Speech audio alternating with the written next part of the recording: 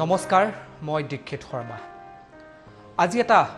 প্ৰতিজন অসমীয়াৰ বাবে এটা দুখৰ দিন। সকলোৰে বাবে এটা দুখৰ এই কাৰণে দিন যে আমাৰ সকলোৱে প্ৰিয় অৰ্চনা মহন্ত আৰু আমাৰ মাজত নাই। আজি পুৱা 11:35 অৰ্চনা মহন্তই শেষ নিশ্বাস ত্যাগ কৰিলে আৰু এই বাতৰি অহাৰ লগে লগে আজি প্ৰতিজন অসমীয়াই অশ্ৰুসিক্ত নয়নেৰে শেষ শ্ৰদ্ধাঞ্জলি জনাইছে অৰ্চনা মহন্তক। ভাবিবলৈ বা বিশ্বাস কৰিবলৈ টান যে অৰ্চনা মহন্ত আৰু আমাৰ মাজত নাই। এইটো আমি কোনেও এইষাৰ কথা বিশ্বাস কৰিব পৰা নাই, কোনে কথা ভাবিব পৰা নাই। কিন্তু নিয়তিৰ যি নিয়ম আছে সেই নিয়মৰ আগত অৰ্চনা মহন্তই আজি সকলোকে কণুৱাই থৈ সেই অজান দেশলৈ গুচি গ'ল, যাৰ পৰা কোনো কেতিয়াও উভতি নাহে। আজি টাইমেটৰ সমূহ পৰিয়ালৰ ফালৰ পৰাও প্ৰথমেই অৰ্চনা মহন্তলৈ আমি শ্ৰদ্ধাঞ্জলি দিছোঁ। আমি তেওঁৰ যি এই বিয়োগক আমিও মানি ল'ব পৰা নাই, কোনো এজন অসমীয়াই মানি ল'ব পৰা নাই, আমিও মানি ল'ব পৰা নাই। কিন্তু যিটো ভগৱানে যি নিয়ম কৰিছে, প্ৰকৃতিয়ে যি নিয়ম কৰিছে, সেই নিয়মৰ আগত আমি সকলো একেবাৰেই এই মুহূৰ্তত আচলতে মই শব্দ বিচাৰি পোৱা নাই কি শব্দৰে নিজৰ মনৰ ভাৱখিনি ব্যক্ত কৰিব পাৰোঁ। অৰ্চনা মহন্তক আমি কেতিয়াও কোনোদিনাখনেই পাহৰিব নোৱাৰোঁ।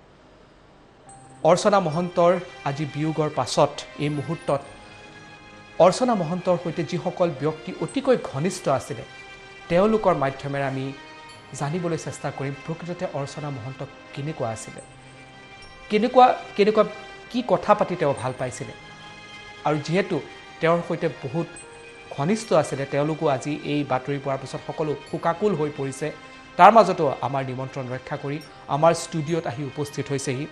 মনীষা হাজৰিকা বাইদেউ। প্ৰথমে আপোনাক স্বাগতম জনাইছোঁ। এই মুহূৰ্তত নগাঁৱৰ পৰা আমি সংযুক্ত হৈছোঁ অৰ্চনা মহন্তৰ পৰিয়ালৰ সদস্যসকলৰ সৈতে। এটা দুখৰ দিন তেওঁলোকৰ বাবেও। আমাৰ সৈতে সংযুক্ত হৈছে দিগেন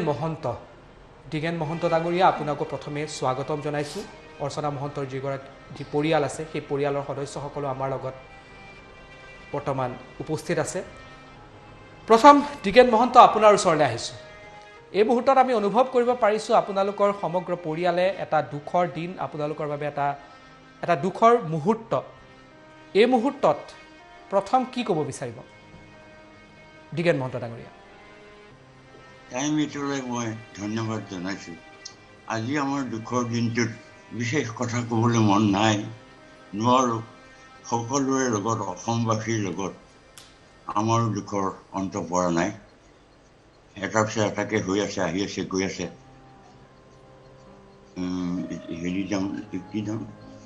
লকডাউনটো আছেই। লকডাউনৰ পৰা শুনিছোঁ বিভিন্ন শিল্পী, সাহিত্যিকসকল, বন্ধুবৰ্গ, খেলুৱৈসকল প্ৰায় ঢুকাইছে। এতিয়া আজি কথা এষাৰ মনত পৰিছে, পাৰৰ পাখিত গাঁঠি দিলোঁ ফুলম চিঠিখনি, যেনেকৈ শুনিবলৈ আৰু মানুহজন নাই, মূৰ খুন্দিয়াই থাকিলেও নাপাওঁ খগেন মহন্ত মোৰ দাদা। ঠিক তেনেকৈ শালিকীও অবুজন চৰাইজনী, তৰা তাঁতত পৰি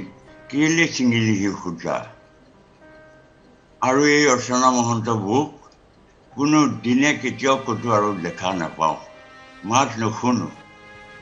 গতিকে মোৰ গাৰ নোম চিঞৰি গৈছে। বেজাৰত শোকত মই থাকিব পৰা নাই, কাৰণ বিয়াৰ দিন ধৰি অৰ্চনা মহন্ত, খগেন মহন্তৰ বিয়াৰ দিন ধৰি বিয়াত লগা স্কুল, তেতিয়া মই কলেজত আছোঁ, পঢ়ি আছোঁ, এইবিলাকত লাগি থকা কথাবোৰ গোটেইবোৰ মনলৈ আহিছে। গতিকে মই নিজক বুজাব পৰা নাই। আৰু ধৰি লওক 78-9 মেঘমুক্তি মইনাজান বোল ছবিত মই চিনেমাত গীত গাব গৈছিলোঁ কলিকতালৈ। তেতিয়া পাপন একেবাৰে সৰু ল'ৰা, একেবাৰে লোকচুবীয়া ল'ৰা, চুপকৈ ভৰি মাটিত পৰিছেহে। অৰ্চনাবুৱে যেতিয়া গীত গায়, মই পাপনৰ ৰক্ষা, ইফালে যায় সিফালে সাউতকৈ দৌৰি যায়। সি সৰুৰে পৰাই দুষ্ট ল'ৰাটো। আচ্ছা,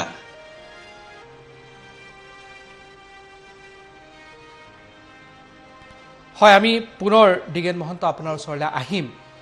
এতিয়া হ'ল কি হয় আপুনি কিবা ক'ব বিচাৰিছে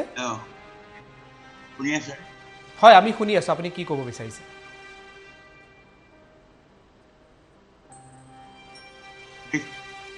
শুনি আছে নে শুনি আছোঁ হয় আমি শুনিছোঁ আপুনি কিবা ক'ব বিচাৰিছিলে মহন্ত ডাঙৰীয়া হয় হয় সেই কথাবোৰ মনত পৰিছে আৰু সেই কলিকতাত এই টেকনিচিয়ান ষ্টুডিঅ' তাৰপিছতে সেইবিলাকত গৈ যেতিয়া আছিলোঁগৈ কেইবাবাৰো 78, 79ত তেতিয়া সেই দাদাই কৈছে কিছুমান HMV গীতো কৰিলোঁ দুটামান গীত খগেনদাৰ লগত তোৰ গান আছেনে তেতিয়া মই ওপৰতো শেৱালি গালোঁ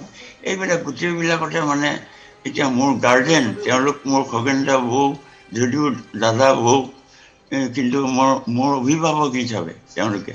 মই মেডিকেলত পঢ়ি আছিলোঁ 93 মেডিকেলত পঢ়ি আছোঁ তেতিয়া লিফ্ট নাইকিয়া দুইজনে দাদাই বৈ গৈ গধূলা সদায় 28 দিনমান মোৰ ভাত দিছেগৈ 3rd ফ্ল'ৰত গৈ পেলাই এই হেৰিতে এইখন কি কয় এইটো কান্ধতে সেই সৰু ল'ৰাকেইটা উঠাই পেলাই লৈ যায় কোনোবা এটাক উঠাই লয় আৰু গৈ খগেনদাই দেখাইগৈ সেয়া দেউতা চাহ ভাল হৈছে পৰি আছে অসুখ হৈছে এতিয়া ভাল হৈছে ঘৰলৈ যাব আৰু এই কথাবোৰে মোক খুলি খাইছে গতিকে মই বিশেষ আৰু লম্বা কৰিব খোজা নাই আজিৰ দিনটোতেই মনত পৰিছে চব হয় বৌয়ে মোক তই বুলি মাতিছিল চেনেহতে তইতো বৰ আপোন আৰু জানে চাগে আপোনালোকে আৰু নিজৰ ভায়েকৰ নিচিনাই চাইছিল আৰু ময়ো তইকে মাতিছিলোঁ গতিকে সম্বন্ধ আছিল আমাৰ সম্পৰ্ক আছিল সেইটোৱে গতিকে বৰ আঘাত পালোঁ হঠাৎ গ'লগৈ ছোৱালীজনী আছে পাপন আৰু পাহি সেই আৰু এতিয়া এনেকেই থাকিব লাগিব আৰু হয় নিঃসন্দেহে এটা কঠিন মুহূৰ্ত আৰু আপোনাৰ জীৱনত আপুনি যিহেতু কৈছিল যে অভিভাৱকৰ দৰে আছিলে প্ৰত্যেকটো মুহূৰ্ততে আপোনাৰ লগত অভিভাৱকৰ দৰে আছিলে দিগেন মহন্ত ডাঙৰীয়া আপোনাৰ ওচৰলৈ আমি পুনৰ আহিম আপোনাৰ পৰিয়ালৰ অন্যান্য সদস্যসকলো আছে মনমিত আছে আমি তেওঁলোকতো কথা পাতিম মই এতিয়া ষ্টুডিঅ'লৈ আহিব বিচাৰিছোঁ মনীষা হাজৰিকা বাইদেউ আপুনি এই মুহূৰ্তত যথেষ্ট আৱেগিক হৈ আছে আজি আপুনি পুৱা যেতিয়া এইটো বাতৰিটো শুনিলে আৰু আপুনি অনুভৱ কৰিব পাৰিছোঁ আপোনাক দেখাৰ লগে লগে অনুভৱ কৰিব পৰা যায় যে কেনেকুৱা ধৰণৰ এটা আৱেগৰ মাজত আপুনি থাকিব লগা হৈছে বিশেষ একো নুসুধো কি ক'ব বিচাৰিব এই মুহূৰ্তত মই একচুৱেলি এতিয়া যদি তেনেকৈ সোধা যায় তেতিয়াহ'লে ভাষাই নাই এইকেইটামান টিভিত হেৰিত যে ওলাই আছে যে চিৰদিনলৈ হেৰাই গ'ল অৰ্চন্তা মহন্ত আৰু নাই এই শব্দবোৰ আচলতে মানে কি কৰিম অন্তৰখন কেনেকৈ ভাগিছে মই বুজাব নোৱাৰোঁ ঠিক কিন্তু হয় মৃত্যু আহিবই মানুহৰ জীৱনত এইটোতো খুব এটা ধ্ৰুৱ সত্য হয় আমি একো কৰিব নোৱাৰোঁ সাধাৰণ মানুহ আমাৰ হাতত নাই সেইটো কিন্তু বহুত মিছ কৰোঁ বহুত মানে সময় একেলগে পাৰ কৰা মুহূৰ্তবোৰ এই আজিৰ দিনটো ছবিৰ দৰে আহি আছে চকুৰ আগতে ভাহি আছে চকুৰ আগতে আৰু মানে সদায় ফোনেৰে কথা পতা আৰু শেষৰ সময়ছোৱা অতি মানে সুন্দৰকৈ আছিলে মানুহগৰাকী যদিও কিন্তু মানুহগৰাকী অকণমান খগেনদাৰ ঢুকোৱাৰ পিছত আমাক এৰি যোৱাৰ পিছত অকণমান ভাগি পৰিছিলে আচলতে মই সদায় চেষ্টা কৰিছিলোঁ তাইক অলপ ইনস্পায়াৰ কৰিবলৈ যাতে অলপমান ষ্ট্ৰং এটা মন লৈ পেলাই থাকিব পাৰে তাৰ বাবে মই খুব চেষ্টা কৰিছিলোঁ কিন্তু শেষলৈকে নোৱাৰিলোঁ দীক্ষিত মোৰ বৰ মানে আজি বৰ শূন্য লাগিছে একদম শূন্য লাগিছে এনেকুৱা লাগিছে যে আৰু মই ফোনত কথা পাতিব নোৱাৰিম তাৰমানে এটা আৱেগিক মুহূৰ্ত আপুনি শেষবাৰ কেতিয়া লগ পাইছিল বা কেতিয়া আপোনাৰ লগত কথা মই শেষবাৰৰ পৰা লগ পালোঁ যোৱা ফেব্ৰুৱাৰী মাহত মুম্বাইত আৰু মুম্বাইত যোৱাৰ আগতে মই যেতিয়া ফোন কৰিছিলোঁ তেতিয়া তাই কৈছিলোঁ মই তোমাৰ কাৰণে ৰখি আছোঁ মুম্বাইত মই আকৌ তেনেকৈ আমি খুহুতীয়া অকণমান হেৰি কৰোঁ মই বোলো একদম তুমি ৰখি থাকা তাতে মই তোমাক লগ কৰিবলৈ গৈ আছোঁ তেতিয়া কৈছিলে অঁ তুমি আহা তাৰপিছত তোমাৰ লগত মই একেলগে ঘূৰি যাম ঠিক আছে হ'ব সেই দিনটো মোৰ একদম মনত আছে মোৰ তাত ফটো এখনো আছে কাৰণ মোৰ লগত গৈছিলে আমাৰ অনিন্দিতা পাল আমাৰ অসমৰ এগৰাকী সুগায়িকা তাই মোৰ লগত গৈছিলে মোক কৈছিলে যে এনেকৈ মই বৰমাৰ ওচৰলৈকে যাম মই কৈছোঁ ব'ল মই লৈ যাম তোক তাক সিদিনাখন মানে গোটেই ইভিনিংটো বোৱাৰী শ্বেতাই আমাক চাহ পানী খুৱাইছে কিন্তু খুব সুন্দৰকৈ কথা পাতিছোঁ আমি মানে এটা আড্ডা যাক কয় আৰু তেনেকৈ এটা পৰিৱেশত আমি হোল ইভিনিংটো কটাই ৰাতিকৈ মই ঘৰলৈ গৈছিলোঁ কিন্তু যেতিয়া ইয়ালৈকে গুচি আহিলে তাই তাৰপিছতো ফোনেৰে প্ৰায় যোগাযোগ হৈ আছিলে কিন্তু একদম হেৰি হিচাপত ফিজিকেলি লগ পোৱাটো এইবাৰ সেই ফেব্ৰুৱাৰী মুম্বাইতে হৈছে কৰোণাৰ কাৰণে হোৱা নাই মই এদিন কৈছিলোঁ ইনফেক্ট মই এদিন কৈছিলোঁ মই তোমাৰ তালৈ এদিন যাম তেতিয়া কৈছিলে নাহিবা দেই এতিয়া নাহিবা উল্টাই মোকেই কৈছে তুমি ঘৰত থাকিব নোৱাৰাতো গতিকে মই জানো তুমি ঘূৰি ফুৰা বহুত হেৰি কৰি ঘূৰি ফুৰা কিন্তু তুমি এতিয়া কিন্তু তুমি নাহিবা দেই এনেকৈও কৈছিলে খুব মানে এটা আৱেগিক সাংঘাতিক বান্ধৱী আছিলে মোৰ সম্বন্ধটো তেনেকুৱা আছিলে গতিকে মই বহুত বেছি মিছ কৰিছোঁ আজি মই আহিম আপোনাৰ ওচৰলৈ পুনৰ আমাৰ মাজত আহি উপস্থিত হৈছেহি অৰ্চনা মহন্তৰ কলেজীয়া বন্ধু হয় কণিকা ভট্টাচাৰ্য বাইদেউ আপোনাক স্বাগতম জনাইছোঁ প্ৰথমে আপোনাৰ পৰা যিহেতু আপুনি কলেজৰ পৰা লগ পাইছে মোৰ যদি ভুল হোৱা নাই কি ক'ব বিচাৰিব এই মুহূৰ্তত আপুনি এইটো নিশ্চিতভাৱে আমি গম পাইছোঁ কেনেকুৱা ধৰণৰ এটা এই মুহূৰ্তত আপুনি কি মনত ভাৱ হৈ আছে অনুভৱ কৰিব পাৰিছোঁ কি ক'ব বিচাৰিব এই মুহূৰ্তত মই বুজাব নোৱাৰোঁ মোৰ কেনেকুৱা লাগিছে মই 1968ত পৰা তাইৰ লগত মোৰ বান্ধৱী খুব মৰমীয়াল ছোৱালী এজনী খুব ভাল গান গায় অৰ্চনা দাস আছিল তেতিয়াৰ পৰাই লগ পোৱা আৰু যিদিনাখন তাইৰ ব্ৰেইন ষ্ট্ৰোক হয় তাৰ আগদিনা গধূলি তাই মোলৈ ফোন কৰিছে নিজে ফোন কৰিছে কৰি পেলাই কৈছে জানো মোৰ আগৰ কথাবিলাক ইমান মনত পৰিছে মই আকৌ কিবা পুৰণা ফটো কেইখনমান দি পঠিয়াইছিলোঁ কলেজীয়া ফটো আৰু তাই আমাৰ ঘৰলৈ খগেনদা পাপন পাহি সিহঁত অহা ফটো তাইলৈ দি পঠাইছিলোঁ সৰু সিহঁত তেতিয়া তাই কৈছে ফটোকেইখন চাই জানো আগৰ কলেজীয়া দিনলৈ মনত পৰিছে তহঁতৰ ঘৰলৈ গৈ যে ফূৰ্তি কৰোঁ আমাৰ ঘৰলৈ তহঁত আহক সেইবিলাক কৈছে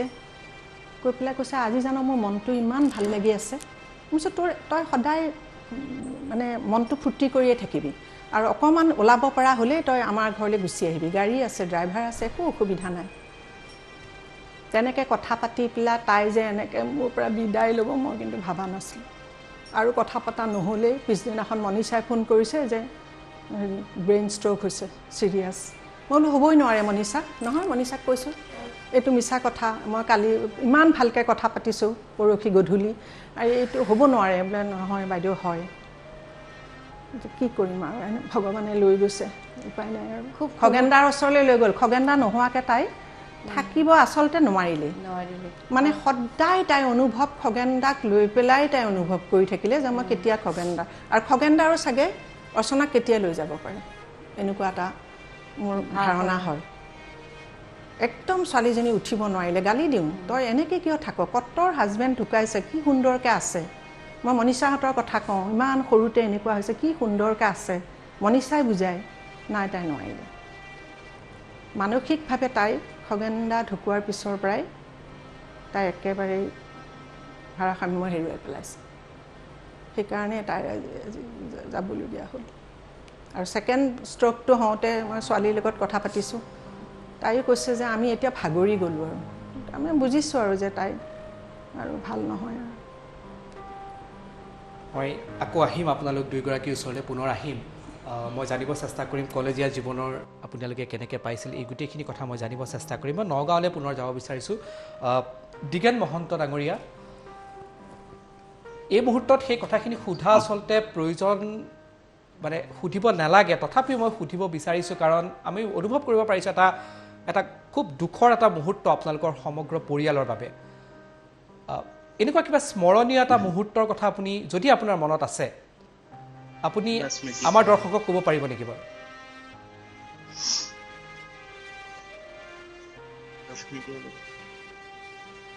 মনলৈ এইমাত্ৰ মেমৰিলৈ অহা নাই বৌয়ে ৰন্ধা বঢ়া বৰ ভাল পাইছিল বৰ সুন্দৰ সুন্দৰ ৰন্ধা বঢ়া টিপতে কৰি দিয়ে কেনেকৈনো টেষ্টটো বঢ়াই দিয়ে নাজানো এই সেইবিলাকতে বহুতখিনি জমনি চমনি কথা আছে আৰু ফূৰ্তি ফাৰ্তা আছে কিন্তু এইমাত্ৰ মোৰ মনলৈ অহা নাই বেয়া নাপাব হয় হয় মই মনমিতক যদি পাওঁ মনমিতো আছে মনমিত মহন্ত অৰ্চনা মহন্তৰ তেখেত ভতিজা হয় মনমিত আপোনাক স্বাগতম জনাইছোঁ ইতিমধ্যে উল্লেখ কৰিছোঁ যে আপোনালোকৰ সমগ্ৰ পৰিয়ালৰ বাবে এটা দুখৰ মুহূৰ্ত আৰু আপোনালোক আহিব পৰা নাই কাৰণ এই যি সময় আছে বা কৰোণাৰ যি ভয়াৱহতা আছে তাৰ মাজত আপোনালোক আজি এই অনুষ্ঠানত উপস্থিত থাকিব নোৱাৰিলে তেওঁৰ যি অন্ত্যেষ্টিক্ৰিয়া আছিলে কি ক'ব বিচাৰিব মনমিত এই মুহূৰ্তত হয় তাৰমানে আচলতে এই 2020 চনৰ আগষ্টৰ মাহটোৱে আমাৰ কাৰণে বেয়া ক'ব লাগিলে কাৰণ যোৱা 11 তাৰিখে আমাৰ দেউতাৰ ঠিক ওপৰৰ বৰ্তা নিপেন মহন্ত ঢুকাইছে আজি যোৱা দেওবাৰে বৰ্তাৰ ভোজ হৈ গৈছিলে শ্ৰাদ্ধ ভোজ হৈ শেষ হৈছে ঠিক 3-4 দিনৰ পিছতে আকৌ আজি বৰমাৰ এইটো খবৰ গতিকে আমাৰ কাৰণে অতি দুখৰ খবৰ আজি আচলতে দেউতা অসুস্থ সেইকাৰণে যাব পৰা নাই কিন্তু ভাইটি মোৰ মনদীপ সি গৈছে তাতে আছে এতিয়া য'ত শেষকৃত্য কৰা হৈছে নৱগ্ৰহত আছে চ' ক'বলৈ গ'লে আমাৰ কাৰণে খুব দুখৰ এটা দিন এই মাহটোৱে আমাৰ দুখৰ দিন হিচাপেই গৈছে আৰু বৰমাৰ লগত বহুত স্মৃতি আছে বিশেষকৈ সৰুতে আমি যেতিয়া গুৱাহাটী যাওঁ আগতে আমি গুৱাহাটী গ'লে যেতিয়ালৈকে বৰদেউতাৰ ঘৰখন নাযাওঁ বৰমাক দেখা নাপাওঁ বৰ্তাক নাপাওঁ তেতিয়ালৈকে আমি গুৱাহাটী যাওঁ বুলি নকওঁ তাৰমানে এটা সৰু কথা মই কৈছোঁ এনেকুৱা ধেমালি এতিয়া সৰু কালত আমি বুজি নাপাওঁ ওচৰতে আমাৰ কেশৱ জেঠুৰ ঘৰ মনোজনা বাইদেউহঁতৰ ঘৰ আৰু তাৰ কাষতে ধন বৰ্তাৰ ঘৰ খগেন মহন্তৰ ঘৰ তো আমি যেতিয়া প্ৰথমে গৈ আমি যদি কেতিয়াবা গুৱাহাটীলৈ যালে প্ৰথমে গৈ আমি কেতিয়াবা ধৰ জেঠুৰ ঘৰত যদি গ'লোঁ তাতে যদি থাকিলোঁ কেইদিনমান থকাৰ পিছত আমি দেউতাহঁতক কওঁ যে ব'ল আমি গুৱাহাটীলৈ যাওঁ ইয়াৰ অৰ্থটো হৈছে তাৰমানে ব'ল আমি খগেন মহন্তৰ ঘৰলৈ যাওঁ বৰদেউতাৰ ঘৰলৈ যাওঁ তাৰমানে সেইটোৱে অৰ্থ আমি বৰ্তাৰ ঘৰখন পালেহে আমি গুৱাহাটী পাওঁ বুলি কওঁ তাতে বৰদেউতাৰ আমাৰ মৰম বৰমাই কৰা আমাক মৰম আমাৰ বৰমাৰ হাতৰ দেউতাই অলপ আগতে কৈছিলে যে বৰমাই বৰ সুন্দৰ বনায় বৰমাৰ আচলতে হাতেৰে বৰমাৰ হাতৰ মাছৰ যিবিলাক আঞ্জা বৰ ধুনীয়া বনাইছিল বৰমাই কচু বৰ ধুনীয়া বনাইছিলে বুটেৰে কচু বনায় আৰু তাৰ কাৰণে বৰদেউতাই ঘৰৰ ঠিক অপজিটত মুখৰ ঘৰত কচু থাকে আৰু বৰ্তাই কচু আনে তাৰ পৰা আৰু বৰমাই সেইটো বনায় আৰু এইটো সাংঘাতিক এটা সোৱাদ হয় তাৰমানে আৰু মই প্ৰায় সেইটো খাবৰ কাৰণে মই গুৱাহাটীত যেতিয়া থাকোঁ মই প্ৰায় দুপৰীয়া গৈ ওলাওঁগৈ আৰু কচুটো পাওঁৱেই তাত তো বৰমাৰ হাতৰ সেই কচুৰ হেৰিখন তেনেকৈ তৰকাৰীখন সেইবোৰ মিছ কৰিম এতিয়া বৰমাক আমি ঠিক লকডাউনৰ আৰম্ভণিতে বৰমাৰ যোনদিনা জন্মদিন আছিলে সেইদিনাখন বৰমাক লাষ্ট লগ পোৱা মাৰ্চ মাহৰ কথা সেইদিনাখন বৰমাৰ কাৰণে কেক এটা বনাই নিছিলোঁ যে বৰমা কেক তোমালে বুলি কেকটো বনাই আনিছোঁ বৰমাই বিচনাত পৰি আছে উঠি আহি পেলাই ইমান আনন্দৰে কেকটো খাইছে ইমান ভাল পাইছে বৰমাই আৰু কৈছিল যে লকডাউন হৈ আছে বাবা খুলিলে এদিন আহিবি একেলগে আকৌ ভাত খাম সেই ভাত খোৱাৰো নহ'ল থাকি গ'ল এইটো দুখ থাকি গ'ল হয় মনমিত মই আপোনালোকক ওচৰলৈ পুনৰ আকৌ এবাৰ আহিম আপোনাৰ মাতৃও আছে আমি তেওঁৰ পৰাও জানিব বিচাৰিম গোটেই বিষয়টো তেওঁ কেনেধৰণে অৰ্চনা মহন্তক লগ পাইছিলে কিছু সময়ৰ পিছত মই পুনৰ আপোনালোকৰ ওচৰলৈ আহিম মই এতিয়া কণিকা বাইদেউ আপোনাৰ ওচৰলৈ আহিছোঁ এই মুহূৰ্তত মই সুধিব বিচাৰিছোঁ আপোনাক অৰ্চনা মহন্তক যেতিয়া আপুনি কলেজত লগ পাইছিলে কলেজত কেনেকুৱা আছিলে কেনেকুৱা ধৰণে আপোনালোকৰ বন্ধুত্বটো কি ধৰণে আগবাঢ়িছিলে তাই ফাৰ্ষ্ট ইয়েৰত তেতিয়া তাই অডিশ্যন পাছ কৰিছে গুৱাহাটী অল ইণ্ডিয়া ৰেডিঅ'ৰ আৰু মই তেতিয়া এপ্ৰুভ হোৱা নাই পিছৰ বছৰহে মই এপ্ৰুভ হৈছোঁ আমি যেতিয়া কলেজ উইকত জইন কৰোঁ তাই নকৰে কাৰণ তাই যিহেতু ৰেডিঅ' আৰ্টিষ্ট তাই নকৰে মোক তাই বহুত মানে সহায় কৰে এইটো গা সেইটো কৰ এনেকৈ গা আৰু সঁচাকৈ মই কলেজত মানে কলেজ সপ্তাহত মই বেষ্ট ছিংগাৰৰ মানে অৰ্চনাহঁতৰ প্ৰেৰণা পাই পেলাইহে হৈছিলোঁ মই নিজে ভবা নাছিলোঁ যে মই মানে কৰিব পাৰিম আৰু সেইখিনি সময়ত তাইৰ সুৰৰ আকাশত হ'লোঁ যে মই দিশাহাৰা এখন নতুন ৰেকৰ্ড ওলাইছিলে আৰু এপিঠি আছিল অ' সুন্দৰী ৰাধে মাই বুলি লোকগীতৰ সেই দুটা গীত কেনেকুৱা মানে পপুলাৰ হৈছিল মই মানে ক'ব নোৱাৰোঁ আৰু আমি কলেজ সপ্তাহত যেতিয়া মাইক বজাই থাকে সেই তাতে ৰেকৰ্ডখন শুনি পেলাই বহি থাকোঁ লগে লগে গাই গাই মানে তাই আকৌ মোক মাতে তই মোৰ গান কিমান শুন আৰু মই বোলো নাই তই ইমান ভাল গাৱ কিন্তু ছোৱালীজনী অহংকাৰী নাছিল চবৰে লগত মিলি মিঠা হেৰি আৰু অৰ্চনা দাস যেতিয়া আছিল তাই তেতিয়া খগেনদাৰ লগত পিছত খগেন মহন্ত অৰ্চনা মহন্তৰ যুতি গোটেই বিখ্যাত হ'ল কিন্তু আগতে তাই অৰ্চনা দাস হিচাপে যিবিলাক গীত গাই থৈছিল সেইবিলাক কিবা বেলেগ গীত আছিল মানে এতিয়া ধাৰাটোৰ লগত নিমিলে তাৰমানে সুৰৰ আকাশত হলো যে মই বেদনা ভাষা মোৰ মই মানে বুজাব নোৱাৰোঁ আৰু কলেজত ছাৰ বাইদেউসকলে মাতি নি পেলাই তাই বঙালী গান গাবলৈ কয় ভজন ধুনীয়া গায় আৰু কেনেকুৱা ধুনীয়া ভইচ তাইৰ মানে ইমান সুন্দৰ গায় একেলগে জীৱনৰ কিবা স্মৰণীয় এটা দিন তেনেকুৱা কিবা মুহূৰ্ত আছে নেকি বাৰু আপোনাৰ এনেই ধেমেলীয়া মুহূৰ্ত বহুত আছে আমি কলেজ উইকত আমি সমবেত সংগীত প্ৰতিযোগিতা হয় কলেজত তেতিয়া অৰ্চনা মোতকৈ ক্লাছ ওপৰত আছিলে সিহঁতৰ বেটছৰ মানে কয় যে আমাক খগেনদাৰ কৰাছ আমি গাম আমি ফাৰ্ষ্ট প্ৰাইজ আনিমেই আৰু মই আৰু হোষ্টেলত মোক আকৌ ধৰে মই কওঁ অৰ্চনাৰ লগত মই কেনেকৈ পাৰিম তেতিয়া অৰ্চনাহে ভাল গায় অৰ্চনাৰ লগৰবিলাকেতো এটা বেলেগ ভাল বোধ কৰোঁ গোৱা নাই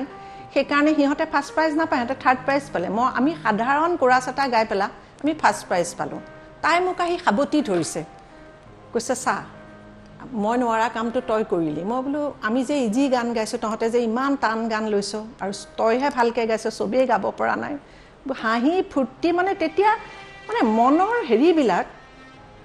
মানে শিল্পীবিলাকৰ মনৰ যিটো মিল আছিলে সেইটো এতিয়া যেন অকণমান কমি গৈছে মোৰ এনেকুৱা লাগে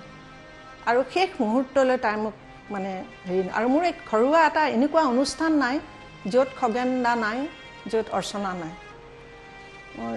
ভাবিবই নোৱাৰোঁ মানে প্ৰত্যেকটো হেৰিতে তাই থাকে আৰু কলেজত তাই খুব প্ৰিয় আছিল ছাৰ বাইদেউ আমাৰ গোটেইখিনি লগৰবিলাকৰ লগত তাই বিৰাট ভাল ছোৱালী এজনী নাভাবাকৈ গুচি গ'ল খগেনদাই আচলতে লৈ গ'ল সিহঁতে মানে যোৰাটো ভগৱানে একে কৰি থৈছিল একেলগে যাব নোৱাৰিলে নিউ কৰি আছিলে আৰু সদায় অসুখ হয় মনিষা হাজৰিকা বাইদেউ মই আপোনাৰ ওচৰলৈ আহিছোঁ মৃত্যুটো এটা চিৰসত্য সেইটো আমি সকলোৱে যিমানেই আমি স্বীকাৰ কৰিবলৈ নিবিচাৰোঁ সেইটো স্বীকাৰ কৰিবই লাগিব এটা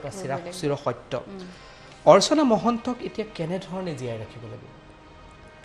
কি ভাবে আপুনি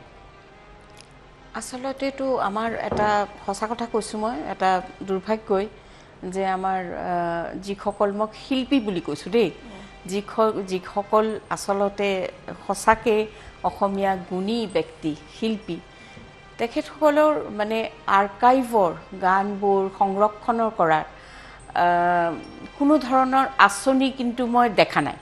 যদিওবা এতিয়া ছ'চিয়েল নেটৱৰ্কৰ কাৰণে আমি ইউটিউবত গীতবোৰ পাওঁ কাৰণ খগেনদাহঁত অৰ্চনা সদায় তেওঁলোকে HMVৰ হিজ মাষ্টাৰ্ছ ভইচৰ এতিয়া চাৰেগামা বুলি কোৱা হয় তাৰে আৰ্টিষ্ট আছিলে শিল্পী আছিলে গতিকে তেখেতসকলৰ হেৰিত যদি আমি যাওঁ তেতিয়া আমি হয়তো অৰ্চনা মহন্তৰ সকলো গান পাম বা হেৰি কিন্তু আমি ব্যক্তিগত কিছু যে কেছেটৰ দিন আছিলে তেতিয়া গাইছিলোঁ CD দিন আছিলে কাৰণ মই ব্যক্তিগতভাৱে এইকাৰণে কৈছোঁ যে জয়ন্ত হাজৰিকাৰ গীতখিনিকে মানে খুব সুন্দৰকৈ ৰখাৰ কাৰণে মই মানে এটা দীৰ্ঘ প্ৰচেষ্টা এটা হেৰি চলাব লগা হৈ গৈছিলে কাৰণ তেতিয়া তাহানিৰ দিনতে LP ৰেকৰ্ড নাছিল LP কৰোৱা হ'ল পিছত কেছেট আহিলে কেছেট পৰা CD হ'ল এই এটা যে ডিজিটেল যুগ আহিলে পাছত সেই যে এটা পৰিক্ৰমা মই কৈছোঁ সেইটো কাৰণে মই বহুত কষ্ট কৰিব লগা হৈছিলে আৰু এনেকুৱা এটা সময় আছিলে যে মই যেতিয়া হিজ মাষ্টাৰ্ছ ভইচৰ লগতে আমাৰ পৰিয়ালৰ মোৰ মাহঁতৰ পৰিয়ালৰ কথা কৈছোঁ যে এটা সাংঘাতিক ভাল সম্বন্ধ আছিলে কাৰণ মোৰ মামা কমলদাস গুপ্ত HMVৰ এগৰাকী প্ৰথম একেবাৰে প্ৰশিক্ষক হিচাপত জইন কৰা মানুহ আৰু ফিৰোজা বেগম আছিলে মোৰ মামী তো গতিকে সেই যে এটা সম্বন্ধ সেইটো আহি পেলাই মোৰ লগতো সেই আছিলে বিষয়াসকল মানে এদিন মোক ৰিকুৱেষ্ট কৰিছিলে যে আমিতো নাজানো যে আমি ট্ৰান্সফাৰ কৰিব খুজিছোঁ ব্ৰেকেবল বস্তুটো এই আনব্ৰেকেবল হেৰি জগতলৈ আনিব খুজিছোঁ কিন্তু এই ক্ষেত্ৰত আপনাক দিদি একটা সাহায্য করবার জন্য আপনাকে অনুরোধ করব যে আমাদের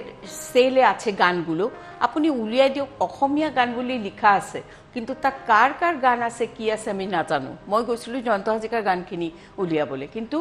এনেকুৱা হ'ল যে 38টা কম্পাইলেশ্যন মোৰ কৰিব লগা হৈ গ'ল তাতে বহি আৰু সেইটোৰ মাজতে খগেন দাটো ডেফিনেটলি আছিলে কিন্তু অৰ্চনা মহন্ত আছিলে পিছত একদম আমাৰ কামৰূপীয়া লোকগীতৰ পৰা আৰম্ভ কৰি স্নেহলতা বাইদেউৰ দিনৰ পৰা আৰম্ভ কৰি ৰামেশ্বৰ পাঠক ধনদা বাইদেউ আৰম্ভ কৰি একদম পুলক বেনাৰ্জী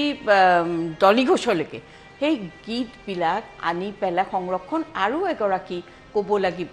দীপালী বাইদেউৰ কথা দীপালী বাইদেউৰ গীত তেনেকৈ সংৰক্ষণ কৰা গ'ল কিছু গীত অন্তত মই সহায় কৰিলোঁ এডিটিং কৰা হ'ল যি নহওক কিন্তু এই সময়তে মই কৈছিলোঁ মই অৰ্চনাক সদায় কৈছিলোঁ যে অসমীয়া যদি ফিমেল ছিংগাৰ বুলি তুমি মোক সোধা তেতিয়া মই দীপালী বাইদেউৰ পিছতেই তোমাক ৰাখোঁ কাৰণ এটা নিভাজ অসমীয়া শব্দৰ প্ৰক্ষেপণ তাৰ উপৰিও এটা থলুৱা বেছৰ গীতৰ যিটো এটা মাধুৰ্য এটা মানে মিঠা এটা হেৰি সেইটো মই অৰ্চনাৰ মাজত পাইছিলোঁ আৰু কৈছিলোঁ তাই কিন্তু মোক ঠাট্টা মানে হেৰি কৰি কৈছিলে মিছা কথা নক'বা দেই একদম মিছা কথা ক'ত দীপালী বাইদেউ ক'ত মই কৈছোঁ নহয় অৰ্চনা মই সঁচা কথা তোমাক কৈছোঁ মই একদম দীপালী বাইদেউৰ পিছত মই তোমাৰ গান ভাল পাওঁ আৰু এতিয়াও আজি কেইদিনমান আগতেও ৰেডিঅ'ত গীতিমালিকাত যেতিয়া অৰ্চনাৰ গান বাজে তেতিয়াও মই খুব মন দি শুনো আৰু ভাবোঁ এই কণিকা বাইদেউ কোৱাৰ নিচিনা তেতিয়া হয়তো দাস আছিলে পুৰণা কিছু গান ৰেডিঅ'ত বাজি থাকে তেতিয়া ভাবোঁ যে ইমান মিঠা ইমান সুন্দৰ এটা ষ্টাইল বুলিয়ে কৈছোঁ মই অৰ্চনাৰ আছিলে সেইটো পিছৰ সময়ছোৱা খগেনদাৰ লগত আহি পেলাই অকণ বেলেগ ধৰণৰ জুতি এটা হ'ল বহুতো সুন্দৰ সুন্দৰ দ্বৈত গীত আমি শুনা পাইছোঁ তেখেত দুগৰাকী যুটীয়াভাৱে কিন্তু মানে অৰ্চনা মহন্তৰ এটা নিজস্বতা এই নিজস্বতাটো কিন্তু মই সদায় অৰ্চনাৰ মাজত পাইছিলোঁ আৰু মানে সংগীতৰ প্ৰতি যিটো এটা টান আমি কথা পাতোঁতে সদায় আমাৰ গান বাজনাৰ কথাই চলি থাকে অমুক গান তমুক গান এইবোৰ কথা চলি থাকে তাৰপিছতে পাপন যদি ক'ৰবাত শ্ব' কৰে অৰ্চনাই মোক কয় পাপনৰ অমুক চেনেলত আজি আছে তুমি চাবাচোন দেই ময়ো মোৰ ল'ৰাটো ময়ো ঘৰ যদি ভাল এটা কবিতা ক'ৰবাত ওলাইছে বা গান ওলাইছে মই কওঁ তুমি চাবা হা আজি কিন্তু দিব তাক তেনেকুৱা ধৰণৰ গান বাজনা এতিয়া লেটেষ্ট আৰু এটা কথা মই শুনিছিলোঁ মই খগেনদা খুব ভাল লাগিছিলে এটা কথা এই ক্ষেত্ৰত সময় আছে যেতিয়া মই কওঁ মোৰ খুব ভাল লাগিছিলে কিয়নো ভূপেন দা এটা সময়তে কৈছিলে যে ইণ্টাৰভিউত কোৱা মই শুনিছিলোঁ যে আপোনাৰ পিছত প্ৰশ্নটো এনেকুৱা আছিলে যে আপোনাৰ পিছত অসমীয়া সংগীত জগতত আপুনি কাক আশা কৰে কোনে দিব পাৰিব কিবা সমাজত তেতিয়া কৈছিলে যে মই আধুনিক সংগীত জগতৰ মোৰ ভাইটো ৰাণা জয়ন্ত হাজৰিকাক দেখিছোঁ আৰু ফোক লোকগীতত কিন্তু খগেন মহন্তৰ ওপৰত নাই এই যিকোনো ধৰণৰ লোকগীত আৰু তাৰ ওপৰত বিহুৰ যিটো খগেনৰ হেৰি আছে মানে কালেকশ্যন আছে সেইটো কিন্তু সঁচাকৈ প্ৰশংসনীয় ভূপেন দা সেনেকৈ কৈছিলে তাৰপিছত কিন্তু যেতিয়া প্ৰথম পাপন ৰেকৰ্ড কৰিলে ময়ূখ ৰেকৰ্ড কৰিলে তেতিয়া মই ময়ূখৰ চিডি এখন লৈ পেলাই খগেনদাৰ ওচৰত গৈ পেলাই দিছিলোঁ খগেনদা চাওকচোন ল'ৰাটো কি গাইছে তেতিয়া কিন্তু খগেনদা আকৌ ঠিক একেটা কথাই ক'লে যে চা এই যুগত তই চাবি অলপ বেলেগ ধৰণৰ গান কিন্তু ৰাজাই কৰিছে ময়ূখে কৰিছে আৰু পাপন মোৰ এই দুটাৰ মাজত মই কিন্তু এটা হেৰি দেখিছোঁ দেই মই নিজৰ ল'ৰা বুলিও কোৱা নাই তোৰ ল'ৰা বুলিও মই কোৱা নাই কিন্তু মই দেখিছোঁ তাহাঁতৰ মাজত কিবা এটা সমাজক দিব পৰা আছে কিন্তু যি নহওক পাপনে সদায় মোক সি বেছি অফিচ কৰিছে ঘূৰি সি বেছি কৰিছে ময়ূকে বেছি অফিচ কৰিছে অলপমান গান বাজনা কৰিব লাগে যি নহওক এনেকুৱা এটা ধৰণৰ আমাৰ সম্বন্ধটো আৰু মই বহুত গৈছিলোঁ অৰ্চনাৰ খগেনদাৰ লগত বহি পেলাই সেই গধূলিটোত তেওঁলোকৰ ঘৰত কথা পতা আড্ডা মাৰা চাহ খোৱা এইবোৰ মই কেতিয়াও নাপাহৰোঁ কণিকা বাইদেউ আছে মই কৈছোঁ এতিয়া নটসূৰ্য ফণী শৰ্মা আমাৰ যিটো গ্ৰুপ আমি একেলগে বহুত বছৰ কোৰাছ গাইছোঁ তাতে খগেনদাৰ সুৰৰ এটি কোৰাছ আৰু পুলক বেনাৰ্জীৰ এটি কোৰাছ, এই দুটি কোৰাছ আমাৰ প্ৰথমতেই উপস্থাপন কৰা হয়। তাতে সেই খগেন দা আমাক গান শিকায়। সেইবিলাক দৃশ্যৰ কথা আজি বৰকৈ মনত পৰিছে, কাৰণ তাতে আমি খুব ফুহুতীয়া কথাতে আমি হাঁহি ঠাট্টা কৰিলেও খগেন দা গালি খাওঁ, অৰ্চনা আছে, মই আছোঁ, কণিকা বাইদেউ আছে। তেতিয়া সেই তেনেকৈ এতিয়াৰ জেনেৰেশ্যনে আহি পেলাই সেইটো শেষ কৰিছে। কিন্তু খুব দুখ লাগিছিলে যেতিয়া খগেন দা ঢুকালে, তেতিয়া অৰ্চনা নোগোৱা হৈ গ'ল। কণিকা বাইদেউ আৰু মই আলোচনা কৰি পেলাই আমিও লাহেকৈ অফ হৈ দিলোঁ। আমি কি গান গাম আৰু, তেতিয়া আমি ছিনিয়ৰখিনি গানটো গাইছিলোঁ খগেন দাৰ আণ্ডাৰত। গতিকে সেইবোৰ স্মৃতি আছে আৰু বহুত তেনেকুৱা স্মৃতি আছে। ভেৰি ৰিচেণ্টলি অকণমান কম, তুমি যদি আকৌ কাৰোবাৰ ওচৰত যাব খুজিছা, নগাঁৱলৈ যোৱা, তাৰপিছতে ৰিচেণ্টলি মই ক'ম তোমাক, মই আহিম আৰু এটা আমি শেষত মই কথা পাতিম। মই পুনৰ নগাঁৱলৈ যাব বিচাৰিছোঁ। মনমিত আছে, মনমিত আপোনাৰ মাতৃ আছে আৰু অৰ্চনা মহন্তৰ ভাই বোৱাৰী, আপোনাক স্বাগতম জনাইছোঁ। এই মুহূৰ্তত কি ক'ব বিচাৰিব? কি ক'ম, আজি সকলোৰে যেনেকৈ দুখৰ দিন, আমাৰ কাৰণে আৰু বেছি দুখৰ দিন। আমি মানে বহুত কিবা কিবি হেৰুৱা যেন লাগিছে। দাদা ঢুকুৱা আজি 6 বছৰ হৈছেই মাত্ৰ। বৌ আছিলে, সেইটো এটা সান্তনা আছিল যে এজন গ'ল, অন্তত এগৰাকী আছে। কিন্তু এতিয়া সেইটো নোহোৱা হৈ গ'ল। এতিয়াহে অনুভৱ কৰিছোঁ যে দাদাবোৰ দুয়ো নাই। দুয়ো কিন্তু আমাৰ অভিভাৱক টাইপৰ আছিলে, কাৰণ প্ৰত্যেকটো কথাই আমি আলোচনা কৰিছিলোঁ বা গ'লেও আমাক বহুত ধৰণৰ দিহা পৰামৰ্শ দিছিল। এওঁৰ অসুখৰ কাৰণেও দাদাই যিমান চিন্তা কৰিছিল বৌয়েও কৰিছিল, আৰু মোক মানে প্ৰতি মুহূৰ্ততে সাহস দি গৈছিলে। এই যে অসুখত, এই যে 14 জুলাইত যে পৰিছে, তাৰ দুদিনৰ আগলৈকে সদায় ফোন কৰে, সপ্তাহত অন্তত 3 দিন ফোন কৰেই। আৰু চব খবৰ খাতি লোৱাৰ উপৰিও এওঁৰ স্বাস্থ্যৰ খবৰো লয়, লগতে মোক কেনেকৈ মই তেওঁক প্ৰতিপাল কৰিম, কেনেকৈ চলাম, সেইবিলাক খবৰো লয়। গতিকে মানে বৌৰ ফোনটো আহিলেও মনটো ভাল লাগি যায়, বৌক লগ পোৱা যেন লাগি যায়। গুৱাহাটীলৈ গ'লে আমি বৌৰ ওচৰলৈ নোযোৱাকৈ থাকিব নোৱাৰোঁ। দাদা নাই যদিও বৌৰ ওচৰলৈ এপাক যাবই লাগিব, বৌক এবাৰ চাবই লাগিব। আৰু বৌও অভিমান কৰে নগ'লে, বা তহঁত ইমান দিন হ'ল ইয়াত আহি থাকা,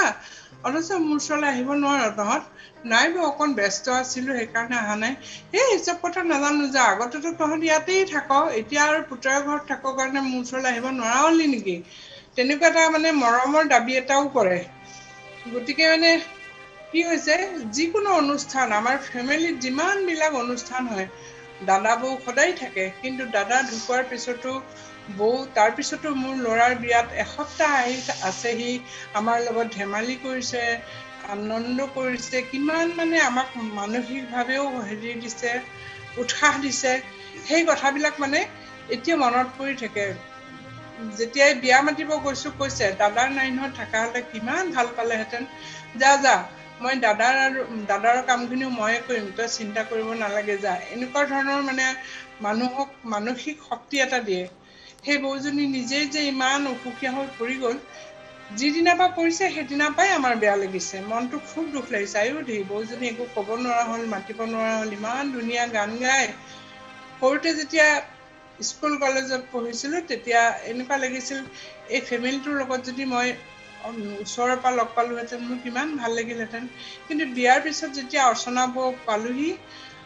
বৌয়ে মোক বিয়াৰ পিছত প্ৰথম সাহস দিছে, তই ভয় নকৰিবি, মই আছোঁ নহয়, তোক মই চব শিকাই দিম। আৰু সঁচাকৈ বহুত কথা শিকাইছিলোঁ। বহুত মানে মোক ঘৰখনৰ মানুহৰ লগত চলিবৰ কাৰণে, সংসাৰখন চলাবৰ কাৰণে, ল'ৰা ছোৱালীক ডাঙৰ কৰিবৰ কাৰণে বহুত দিছিলে, উৎসাহ দিছিলে। ল'ৰাহঁতে ভাল ৰিজাল্ট কৰিলে দৌৰি আহে, মোৰ ঘৰলৈ দৌৰি আহে, তাহাঁতক উৎসাহ দিয়াৰ লগতে আমাকো এনকাৰেজ কৰিবৰ কাৰণে আহে। সেইবিলাক বস্তু মানে ইমান বেছি আছিলে। তেওঁলোক খুব যেনেকৈ সংগীতৰ জগতখনত যেনেকৈ তেওঁলোক ভোটা তৰাৰ নিচিনা আছিলে, ফেমিলিৰ প্ৰত্যেকজন ব্যক্তিৰ বুকুৱে বুকুৱেও তেনেকেই সোমাই আছিল। ফেমিলিৰ প্ৰত্যেকজন ব্যক্তিয়ে তেওঁক খুব ভাল পায়, সকলোৱে ভাল পায়। দাদাহঁত আহিলে যেন, দাদাবৌ আহিলে যেন এটা ডাঙৰ মানে সাহস এটা, সেই বস্তুটো আজিৰ পৰা নাইকিয়া হ'ল। আৰু আজিৰ পৰা বৌ একে হঠাৎ ছবি হৈ গ'লগৈ, ফটো হৈ গ'লগৈ। এই কথাখিনি ভাবি পেলাইহে বহুত দুখ লাগিছে, আৰু মই অনুভৱ কৰোঁ। হয়, মোৰ যিমান দূৰ মনত আছে, অৰ্চনা মহন্ত বা খগেন মহন্ত যেতিয়া নগাঁৱলৈ আহে বুলি খবৰটো ওলায় গোটেই নগাঁৱৰ মানুহ আহি পেলাই আপোনালোকৰ ঘৰৰ ওচৰত গোট খায়হি সেনেকুৱা এটা মই শুনিছিলোঁ সৰুতে আৰু নগাঁৱৰ মানুহৰো এটা যেহেতু নগাঁৱৰে মানুহ আছিলে গতিকে নিশ্চিতভাৱে এটা আৱেগ থাকিব কিন্তু খগেন মহন্ত বা অৰ্চনা মহন্ত বুলি ক'লে এটা আৱেগ নগাঁৱৰ মানুহৰ এতিয়াও আছে এই মুহূৰ্ততো আছে নহয় জানো হয় হয় দাদাহঁত আহিলে গেটৰ ওচৰতে ৰৈ ৰৈ চাইহি মানুহবিলাকে আহি মানে ইমান চবেই ভাল পায় দাদাক এবাৰ হ'লেও হাঁহি এটা মাৰি দাদাই চবকে ৱেলকাম কৰে মাতে হাঁহে চবকে মানে ৰেচপণ্ড কৰে যে সব নগাঁৱৰ মানুহখিনি যেন দাদাৰ সব নিজৰ বৌও সেই বস্তুটো দাদাৰ পৰা লৈছিলে নিজৰ পৰিয়ালৰ এজন সদস্য সকলোবোৰ হয় হয় ঠিক তেনেকে এতিয়া পাপন আহিলেও ল'ৰাবিলাক আহি গোটেই ঘৰ ভৰ্তি হৈ তাৰ ফটোবিলাক তুলি পেলাই লৈ যায় এলবামৰ পৰা ফটো নিয়ে আগফাল পিছফাল মানুহ ভৰ্তি হৈ যায় ফটো তুলিবলৈ ৰৈ থাকে তালে এনেকুৱাও হৈছে কিন্তু সেই বস্তুটো দাদাহঁতৰ পৰা হোৱাৰ পৰাই তাৰ গালেও আহিছে সেইটো সেই পৰিৱেশটো এতিয়াও আছে আমাৰ ঘৰত পুৰণা ঘৰ বুলিলে দাদাহঁত আহিলে মানে খবৰটো কেনেকে পাই নাজানো কিন্তু বহুত মানুহ আহি যায় বহুতে ফোন কৰে আহিছেনে খগেন দাহঁত পালেহিনে অৰ্চনা বৌহঁত পালেহিনে এবাৰ বিয়াখনত বৌ আছে যে ৰভাৰ তলত প্ৰত্যেকজন ব্যক্তিয়ে বৌক এবাৰ মাত দিছে বৌয়ে পিছত কয় ঐ মই একো চিনি পোৱা নাই মই হাঁহিছোঁ আৰু দেই তই মোক পিছত বুজাই যাবি তেনেকুৱা ধৰণৰ বৌ হৈছে খুব ৰসিক প্ৰত্যেকটো কথাতে খুব জমাই থাকে ধুনীয়াকে কথা কিবা এটা ভাল বস্তু পিন্ধি গ'লেও কয় বা তই ইমান ধুনীয়া কাপোৰ পিন্ধিছ মোক নিদিয় নেকি মোকো এখন দিবি আকৌ এনেকুৱা ধৰণৰ কথাবিলাক মানে বৰ মানে খুব দুখত থাকিলেও আনক সুখত ৰাখিব চেষ্টা কৰে আনক আনন্দ দিয়ে সদায় মানে খুব পজিটিভ আছিলে সেইকাৰণে মানে বেছি দুখ লাগিছে সেইটো নেচাৰ খুব কম থাকে মানুহ সংগীতৰ লাইনৰ কাৰণেই নেকিও নাজানো কিন্তু বৌ আৰু দাদাৰ স্বভাৱটো বহুত বেলেগ আছিলে আৰু এতিয়া আমি আমাৰ ঘৰখনে এটা খুব সুন্দৰ পৰিয়াল এটা আমি হেৰুৱাইছো যেন লাগিছে ল'ৰা ছোৱালী হাল আছে যদিও দাদা বৌক হেৰুৱাই অনুভৱ কৰিছোঁ সেই সংগটো সেই ধৰণৰ সুখ আমি আৰু অনুভৱ কৰিব নাপাম আৰু হয় এই এটা দুখৰ মুহূৰ্ত আছে আপোনালোকলৈও আমাৰ পৰিয়ালৰ ফালৰ আমাৰ সম্পূৰ্ণ টাইম এইটৰ যি পৰিয়াল আছে পৰিয়ালৰ পৰা আপোনালোকৰ সমগ্ৰ পৰিয়াললৈ আমি সমবেদনা জ্ঞাপন কৰিছোঁ আৰু ধন্যবাদ জনাইছোঁ এই মুহূৰ্তটো আপোনালোকে আমাক সময় দিলে দিগেন মহন্ত ডাঙৰীয়া আপোনালৈ ধন্যবাদ জনাইছোঁ আৰু আপোনাৰ সম্পূৰ্ণ পৰিয়াললৈ আমি ধন্যবাদ জনাইছোঁ মই এই মুহূৰ্তত দিগেন মহন্ত ডাঙৰীয়া আপোনাক কিবা ক'ব বিচাৰিব নেকি কিবা ক'ব বিচাৰিব নেকি শেষ মন্তব্য মই কিবা আশা ক'ব খুজিম মনত পৰিছে সেই কলিকতাত যেতিয়া গানৰ কথা কৈছিলোঁ গাবলৈ টিভিত ৰেকৰ্ডিং হৈছিল ইণ্ডিভিজুৱেল গান আচ্ছা তেতিয়া বৌয়ে মোক কৈছে মানে বৌৰ ৰেকৰ্ডিং থাকেতো দুই এটা গান কৈছে তই পাপনক ভালকৈ চাবি দেই ভালকৈ নাচাৰে তোক গান গাবলৈ নিদিওঁ এনেকুৱা সৰু সৰু খুহুতীয়া জমনি দি থাকে বহুত স্মৃতি আছে এইটো গ'ল মই কিবা এটা ক'ব খুজিছোঁ হয় ধন্যবাদ জনাইছোঁ মই ধন্যবাদ জনালোঁ বাৰু হয়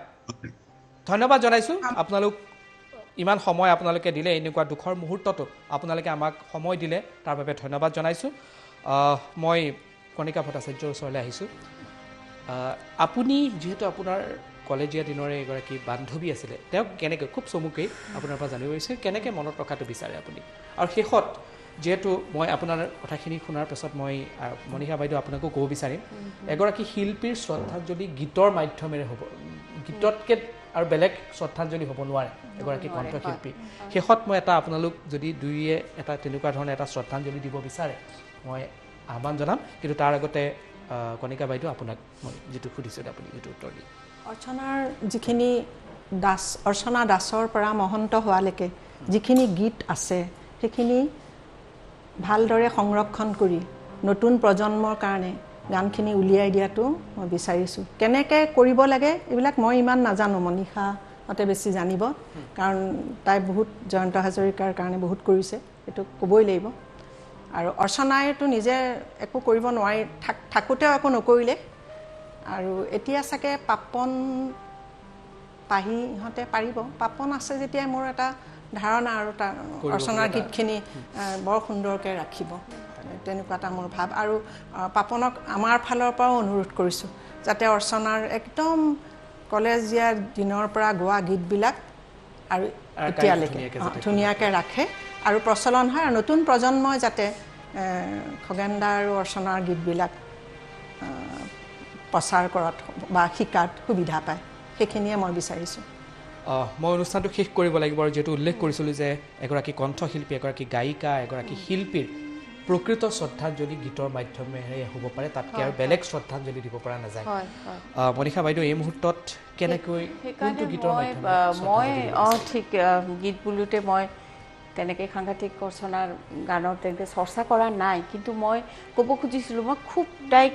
ইনস্পায়াৰ কৰিবলৈ ট্ৰাই কৰিছিলোঁ আৰু লাষ্টত যোৱা বছৰ মই জুলাই মাহতে খগেনদাৰ গান শিকাবলৈ তাইক মই ঘৰৰ পৰা উলিয়াই আনিছিলোঁ ক'লৈকো তাই নাযায় একদমেই ওলাব নোখোজে নাই নাই মই নোৱাৰিম প্ৰথমতে কয় মই নোৱাৰিম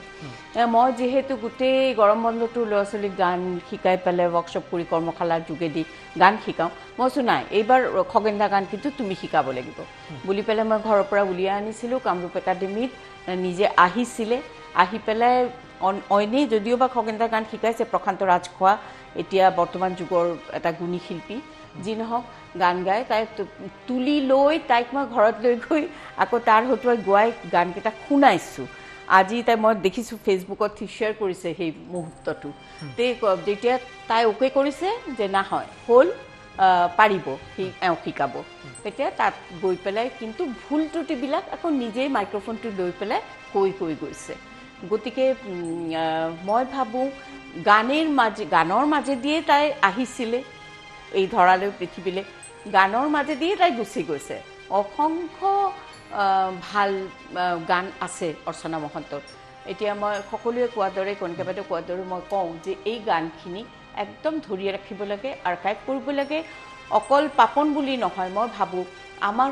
সমাজৰ যিসকল সংগীত প্ৰেমী ৰাইজ আছে যিসকলে এইখিনি কাম কৰে আমাৰ এটা হেৰি হৈছে যে পৰিয়ালেই কৰি আছোৱে চলি আছে কিন্তু সমাজৰ দায়বদ্ধতা ইয়াত থাকিব লাগিব সমাজৰ দায়বদ্ধতা প্ৰত্যেকজন মানুহ ইয়াত দায়বদ্ধ হ'ব লাগিব তেতিয়াহে এই গোটেই বিষয়সমূহ আমাৰ অসমৰ যিটো সাংস্কৃতিক মঞ্চ সেই মঞ্চটোত এই জুটিটো খগেন মহন্ত আৰু অৰ্চনা মহন্তৰ জুটিটোৰ বহুতো অৱদান আছে সেই অৱদানখিনি আমি পাহৰিব নোৱাৰিম অনুষ্ঠান শেষ কৰিব লাগিব কণিকা বাইদেউ আপুনি এটা গান গুণগুণাই থকা অকণমান শুনিছোঁ মই ফেচবুকৰ এটা গ্ৰুপত কিবা এটা প্ৰগ্ৰেম কৰিছিলোঁ আজি 10 দিনমান হ'ল তেতিয়া অৰ্চনাৰ আশু আৰোগ্য কামনা কৰি পেলাই মই অলপ কৈছিলোঁ সকলোৱে আমি আহক মানে ভগৱানৰ ওচৰত প্ৰাৰ্থনা কৰোঁ আৰু তাইৰ এটি গীত অকণমান গুণগুণাইছিলোঁ সেইখিনি মই অকণমান গুণগুণাই দিছোঁ ইমান নাও যে ঘাটত লাগি গধূলিৰ আগে আগে ইমান পৰেও আহি নাপালাহি আৰু নাহিবাই চাগে সঁচাই তাই চাগে আৰু নাহে আৰু আমাৰ ওচৰলৈ বহুত কান্দিছে তাই মই খুব ফিল কৰিছোঁ মানে মোক ভনীৰ নিচিনা কৰিছিলে মই বান্ধৱী যদিও খুব মোক মৰম কৰিছিলে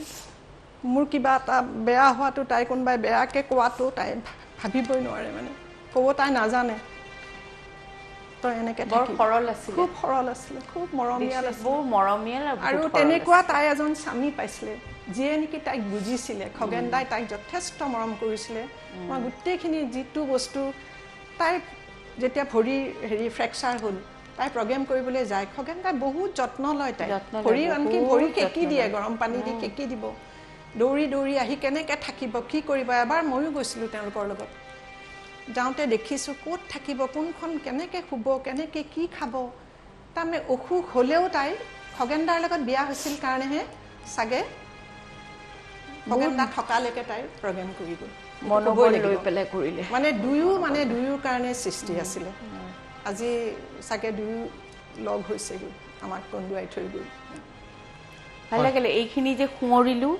সেইটো এটা শান্তি পালোঁ এই সময়ছোৱা যে আমি বহি পেলাই অৰ্চনাৰ কথাকে পাতিলোঁ আৰু হয়তো গোটেই জীৱনটো পাতি যাম অন্তৰত ক'ৰবাত ৰাখি থ'ম এনেকুৱা এটা বান্ধৱীক তোমাক ধন্যবাদ জনাইছোঁ